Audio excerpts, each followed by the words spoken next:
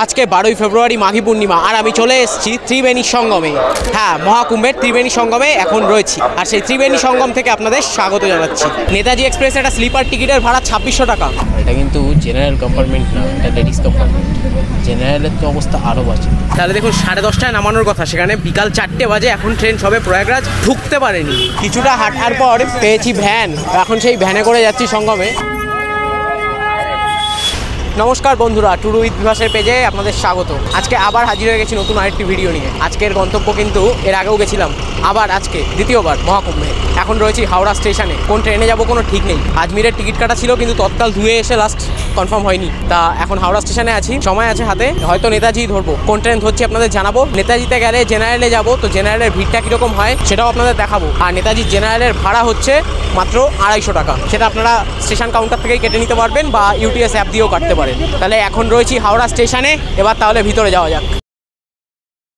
আর একটা কথা আপনাদের বলে রাখি, আমি এই হাওড়া স্টেশনের বাইরে টিকিটের খোঁজ করছিলাম। তা প্রয়াগরাজ পর্যন্ত হাওড়া থেকে নেতাজি এক্সপ্রেস একটা স্লিপার টিকিটের ভাড়া 2600 টাকা দালাল মারফত। তাই এক্ষেত্রে একটু সাবধানে থাকবেন। 2600 টাকা শুধু স্লিপারের ভাড়া, প্রয়াগরাজ পর্যন্ত 812 কিলোমিটার। আচ্ছা, আজকে যাচ্ছি 12311 নেতাজি এক্সপ্রেসে। ট্রেন সম্বন্ধে খুব একটা ব্রিফ করলাম না, কারণ এর আগের ভিডিওতেও নেতাজি সম্বন্ধে বলেছি, তাই আজকে আর বললাম না। একবারে কথা হবে ট্রেনে বসে, দেখি কোথায় সিট পাই, সেই সিটে বসে পরের কথা শুরু হবে। তাহলে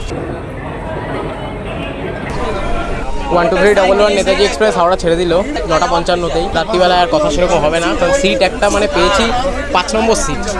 তাই খুবই কষ্ট করে যেতে হবে, শোয়ার তো কোনো সম্ভাবনাই নেই। এই জন্য কথা আর বাড়াবো না, এটা আপনাদের মাঝে মাঝে দেখিয়ে দেবো। আর যদি কিছু বলতে পারি সেটাও বলবো। তাহলে আপাতত এখন এগিয়ে চলেছি, হাওড়া ছেড়ে দিয়েছে ট্রেন। ট্রেন বর্তমান ঢুকছে 5 নম্বর সিট যেটা বলেছিলাম, সেখানে বসে যাচ্ছি। এখানে একদম নিচে বসে পড়েছি, পুরো মাটিতে একটা প্লাস্টিক পেতে সেখানেই বসে পড়েছি। ভিড় কিন্তু প্রচুর। এটা কিন্তু জেনারেল কম্পার্টমেন্ট না, এটা লেডিস কম্পার্টমেন্ট। জেনারেলের তো অবস্থা আরও বাজে। আর এখানে যে উপরে বাঙ্কারগুলো আছে, সেই বাঙ্কারগুলোতে একজনের বেশি দুজন বসাও কষ্টকর, কারণ প্রচণ্ড উঁচুতে, যার জন্য মাথাটা ছাদে ঠেকে যায়। কোচ কোয়ালিটির দিক থেকে খুবই সমস্যার জেনারেলটা। তাহলে চলুন, কথা আর বেশি বাড়াচ্ছি না। এখন ট্রেন বর্তমান ঢুকছে, বাদ বাকি কথা যাওয়া হবে প্রয়াগরাজে।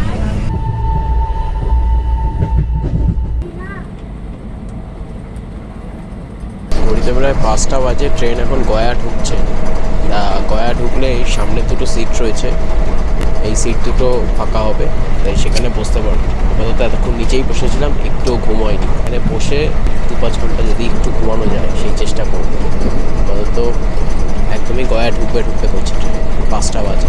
চলুন তাহলে, আর কথা বাড়াচ্ছি না, একবারে প্রয়াগরাজ থেকে কথা হবে।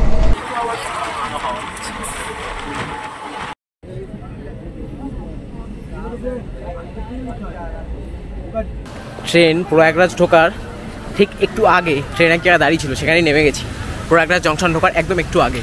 এবার এখান থেকে কীভাবে সঙ্গমে যাওয়া যায় আপনাদের দেখাচ্ছি, কারণ ট্রেন কিন্তু প্রচণ্ড ঝোলাচ্ছে। ঘড়িতে বাজে 4টে, ট্রেন এখন প্রয়াগরাজের একটু আগে প্রয়াগরাজ জংশনের। তা সেখানেই নেমে গেছি, এটা তো আপনাদের বললামই। তাহলে দেখুন 10:30টায় নামানোর কথা, সেখানে বিকাল 4টে বাজে, এখন ট্রেন সবে প্রয়াগরাজ ঢুকতে পারেনি। প্রয়াগরাজ চৌকির আগে প্রায় 4 থেকে 5 ঘন্টা ট্রেন দাঁড়িয়েছিল। আর এটার প্রধান কারণটাই হচ্ছে যে এই শাহী স্নানের দিনে যে মহাকুম্ভের যে ভিড়, স্টেশনের ভিড়টা কমানোর জন্য একটা করে ট্রেন ছাড়া হচ্ছে আর একটা করে ট্রেন ঢোকানো হচ্ছে। এই কারণেই এই ভিড়টা। তাই সেটা কিন্তু আপনারা মাথায় রাখবেন যে ট্রেন কিন্তু প্রচণ্ড লেট করছে। নাহলে নেতাজি এক্সপ্রেস যেটা 10:30টায় ঢোকার কথা, সেটা এখন ঢুক। তা এখন দেখি এখান থেকে কীভাবে সঙ্গমে যাওয়া যায়, সেটা আপনাদের অবশ্যই দেখাবো। যে জায়গাটায় নেমেছি, এই জায়গাটার নাম হচ্ছে সাউথ মালাকা। আর এখান থেকে যাবে হচ্ছে চওড়ার দিকে রাস্তাটা। এবার ওখান থেকেই অটো বা টোটো পাওয়া যাবে সঙ্গমে যাওয়ার জন্য। দেখুন নেমে কতটা হেঁটে চলে এসেছি, তবুও ট্রেন এখনও দাঁড়ানো, ট্রেন এখনও এখান থেকে ছাড়েনি। তাহলে আর কত সময় নষ্ট করবো? 10:30টার জায়গায় তো অলরেডি 4টে বাজে। তাই না, সময় নষ্ট না করে এখানেই নেমে যাওয়া। এখান থেকে কিছুটা এগোনোর পর এই এক জায়গায় দেখছি খিচুড়ি দিচ্ছে, একটু খিচুড়ি খেয়ে নিই, কারণ প্রচণ্ড খিদা পেয়েছে। সকাল থেকে সেরকম কিছুই খাইনি বলতে গেলে।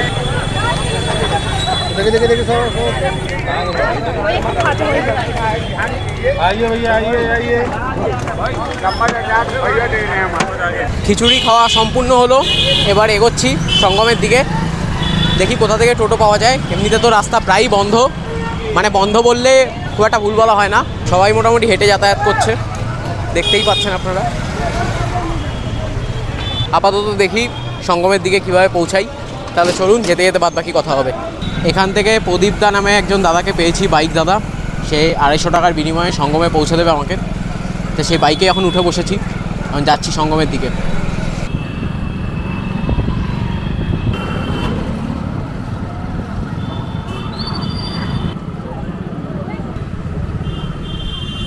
অনেক জায়গায় কিন্তু রাস্তা বন্ধ, তারপরেও আমরা যাচ্ছি, চেষ্টা করছি বিভিন্নভাবে ঘুরে ঘুরে পৌঁছানোর। তো সেই ছবিও আপনাদের সামনে তুলে ধরছি। রাস্তায় যেতে যেতে যে ছবি উঠে আসছে ক্যামেরায়, সেগুলো আপনারা দেখতে পাচ্ছেন। চেষ্টা করছি পৌঁছানোর, সঙ্গমে পৌঁছাতেই হবে, কারণ আগেরবার শরীর খারাপের জন্য পৌঁছাতে পারিনি। এবার পুরোপুরি চেষ্টা করবো যাতে পৌঁছাতে পারি, আপনাদের দেখাতে পারি।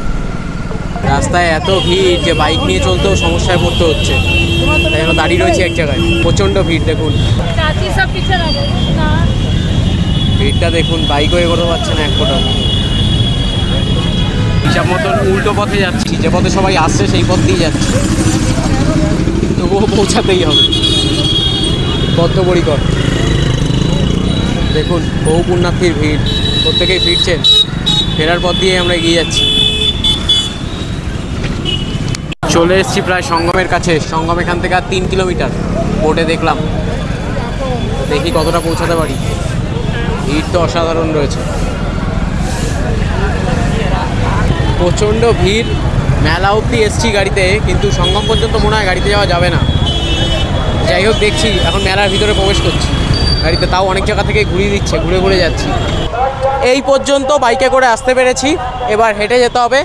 দেখতেই পাচ্ছেন আপনারা, বোর্ডে বড় বড় করে লেখা রয়েছে সঙ্গম এখান থেকে 2 কিলোমিটার, এবং যে আকবর কিলা আছে সেটা হচ্ছে 1 কিলোমিটার, আর বড় হনুমান মন্দির আছে এখান থেকে 1.5 কিলোমিটার। প্রত্যেকটি আপনারা ঘুরে দেখতে পারেন। এবার এখান থেকে আমি আমার হাঁটা শুরু করলাম, দেখি কতক্ষণ লাগে। ঠিক নির্দিষ্ট সময়টা আপনাদের অবশ্যই জানাবো। তাহলে চলুন এগোনো যাক এবার সঙ্গমের দিকে। এখন এই চলার পথে একটা গান করতে ইচ্ছা করছে, চলেছি একা কোন অজানা। যদিও কোন অজানা একদম বলাটা ভুল হবে, কারণ যাচ্ছি সঙ্গমের দিকে, আর পথের যে দূরত্ব সেটাও জানি, তাই জন্য অজানা কিছুই না, চলেছি একা কোন জানা পথে, এখানে এটা বলা যায়। আমার একটা জিনিস মনে হয় যে আপনারা যখন এখানে আসবেন আর হাঁটবেন, এই হাঁটার সময় একটু আস্তে ধীরে হাঁটবেন, সেক্ষেত্রে কষ্টটা কম হবে। কারণ এখানে কিন্তু ক্যালেন্ডারে শীতকাল হলেও এখানে যথেষ্ট গরম, সেটা আমার মুখ চোখ দেখলেই বুঝতে পারছেন, যথেষ্ট ঘেমে গেছি। তাই জন্য একটু আস্তে ধীরে হাঁটবেন, কারণ গরমের জন্য কষ্ট হতে পারে। এরপর এরকম একটা জয়েন্ট পাবেন, সেখান থেকেও এই যে সোজা রাস্তা, ওইটাই ধরবেন আপনারা সঙ্গমে যাওয়ার জন্য। আজকে কিন্তু জনসমাগম আগের দিনের থেকে অনেকটাই বেশি। কিছুটা হাঁটার পর পেয়েছি ভ্যান, এখন সেই ভ্যানে করে যাচ্ছি সঙ্গমে। ভ্যান ভাড়া নেবে 100 টাকা। তাহলে চলুন ভ্যানে করে যাই। ভ্যানগুলো কিন্তু বেশ ইউনিক, নেমে আপনাদের দেখাচ্ছি ভ্যানটা কেমন, দেখি ভ্যান কতটা নিয়ে যায়। ভ্যান কিন্তু ব্যাটেল করবে না, ভ্যান ওই টেনে টেনেই নিয়ে যাবে আপনাকে। যাই হোক, সেটা আপনারা হেঁটেও যেতে পারেন, আবার এই সুবিধাটাও নিতে পারেন। এটা অবশ্য বয়স্কদের জন্য ভালো, আমার জন্য মোটেই এটা ভালো না, তবুও আমি নিয়েছি, এটার জন্য ক্ষমা করবেন। যাই হোক, এটা আমার উচিত হয়নি।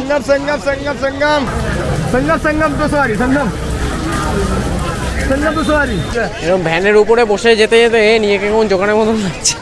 যাই হোক, এই করছি, এই দাদা নিয়ে যাচ্ছে। হ্যাঁ ভাইয়া কো দিখা,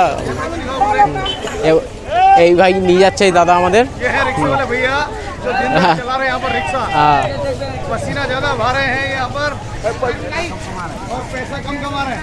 আচ্ছা, গাড়ি শুন রে।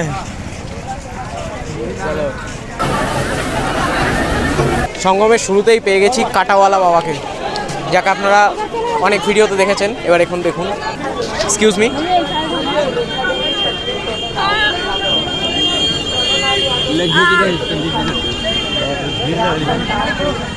ভ্যান আপনাকে এই জায়গাটায় নামাবে, এখানে নামানোর পরে সোজা রাস্তাটা ধরে হাঁটবেন, এই সাইডের রাস্তাটা নেবেন না, এই সোজা রাস্তাটা নেবেন, তাহলে আপনার তাড়াতাড়ি হবে। যাই হোক, আমিও এই রাস্তাটা ধরেই হাঁটা শুরু করেছি, আবার হাঁটছি, কারণ পুরোটা ভ্যানে আসতে ভালো লাগলো না। আর ওখানে কাটাওয়ালা বাবাও ছিল, তাই ওখানেই নেমে কাটাওয়ালা বাবার ছবি তুলে তারপরে আবার সঙ্গমের দিকে এগোনো শুরু করেছি। মহাকুম্ভে অনেক ভিড়, তাই হারিয়ে যাওয়ার চান্সও প্রবল। আর সেই হারিয়ে যাওয়ার থেকে বাঁচতে উপায়টা দেখুন। এই যে দেখুন, 3 জন রয়েছে, একটা গামছা দিয়ে 3 জন একটা বন্ধনে আবদ্ধ রয়েছেন, যাতে কেউ হারিয়ে না যায়। এরকম আপনারা অনেককেই দেখতে পাবেন এখানে।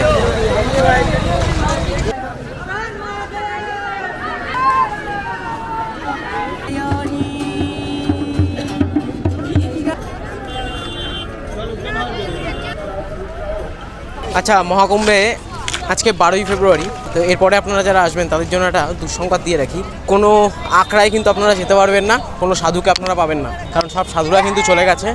আজকে এই মাঘী পূর্ণিমা দিলেও কিন্তু কোনো সাধুকে স্নান করতে আসতে দেখা যায়নি, তাই জন্য এই আফসোসটা কিন্তু আপনাদের থেকে যাবে। এখন যারা আসবেন তারা কিন্তু কেউ কোনো সাধুকে পাবেন না, কোনো নাগা সাধুকে পাবেন না, কোনো আখড়াতেই কাউকে পাবেন না।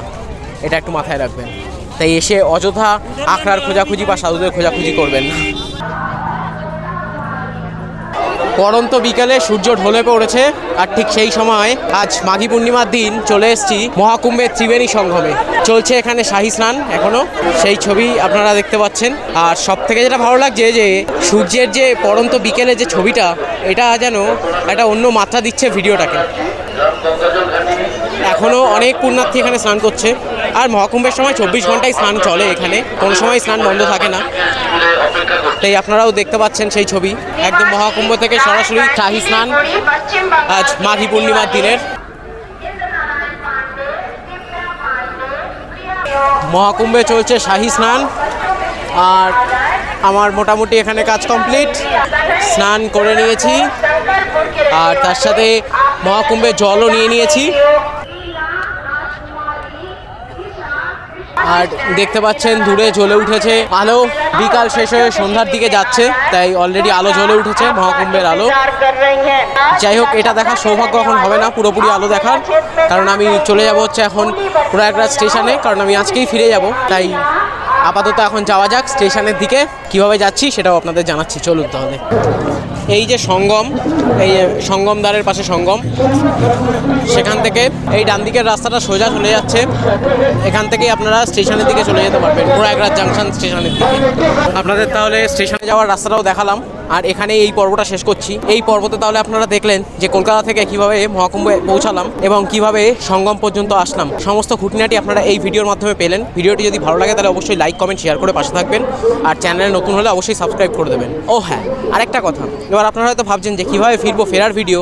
আগের ভিডিওতে অনেকে কমেন্ট করেছিলেন ফেরার ভিডিও দেওয়ার জন্য, তা ফেরার ভিডিও আসবে এর পরের পর্বেই। তাই সেই নোটিফিকেশান পাওয়ার জন্য অবশ্যই চ্যানেলটাকে সাবস্ক্রাইব করে দিন।